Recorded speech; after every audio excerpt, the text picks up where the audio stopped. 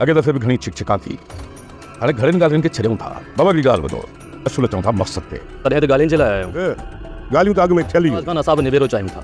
त पोइ तुंहिंजो ऐं मुंहिंजो मिलण बि त अचायो। पर हिननि जेको असांजे मथां खून जो इल्ज़ाम लॻायो, तव्हां पाण में ठही न सघो। कॾहिं तुंहिंजो रिश्तो मूंखे नथो मिले। जुमो ख़ौफ़ मंझा कूड़ो क़ुरान खणी छा असांजे मिलण जे पोयां हरू भरू उन ॻाल्हि खे हिननि वधायो आहे।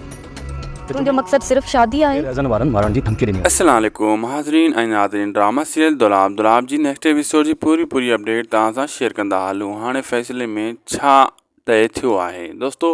फ़ैसिले में संग चटी तय थी चुको आहे, जंहिंमें सोढल वारा हाराए विया। फ़ैसिलो छाजे करे जुमो क़बूल करे वियो ऐं क़ुरान शरीफ़ खणी वियो मथे ते ऐं कसम खणी वियो त मां इहा गोली हलाई जंहिं मां तव्हांजो घोटु मुख़्तियार मारिजी वियो।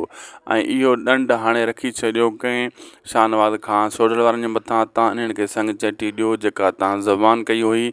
हाणे रहज़न वारा तव्हांजा ॾोही न आहिनि ऐं हू पोइ केस मां बि हथु खणंदा। रही ॻाल्हि पीरल वारी, पीरल जे हिसाब सां बि हू साफ़ थी विया त असां वटि पीरल वग़ैरह कुझु बि न आहे। हाणे सोढल फासी वियो। हाणे सोढल पंहिंजे सौट सां बि उनजा इख़्तिलाफ़ात थी वेंदा। ऐं ॿी ॻाल्हि त हाणे पीरल खे मारण जे लाइ शाहनवाज़ क़दम खणंदो ऐं पोइ मुराद ऐं सोढल में वॾा इख़्तिलाफ़ात वधी वेंदा। उहो चवंदो तूं कहिड़ो फ़ैसिलो कयो आहे, पंहिंजो तूं सौट बि मारायो ऐं संग चटी बि ॾिनई ऐं छा तोखे फ़ाइदो आयो इन फ़ैसिले मां। अहिड़े हिसाब सां मुराद ऐं सोढल में वॾा इख़्तिलाफ़ात शुरू थी वेंदा ऐं इहे ठहंदा ई कोन पाण में।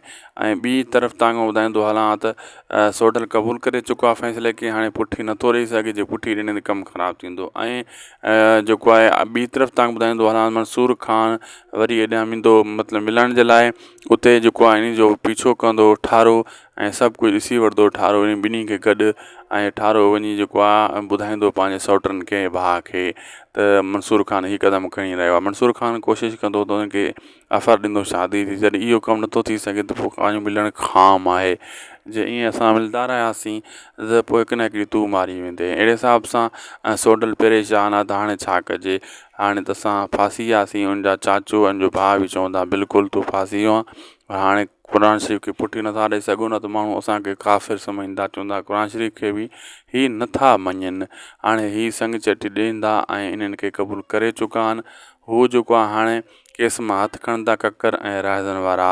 ऐं तमामु जल्द तूं ॾिसंदे इन्हनि में जेको आहे न हाणे इख़्तिलाफ़ात वॾा शुरू थी वेंदा। असांखे ॾींदा इजाज़त, लाइक सब्सक्राइब शेयर कंदा।